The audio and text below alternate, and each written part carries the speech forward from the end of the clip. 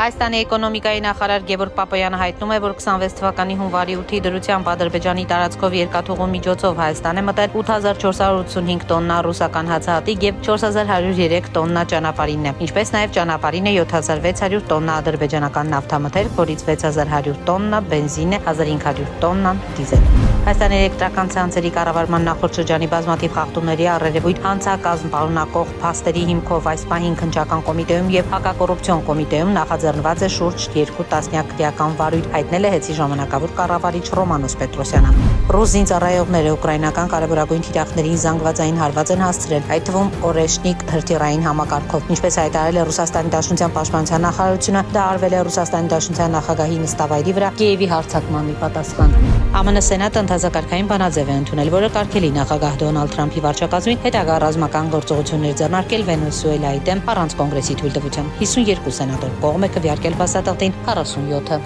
դեմ։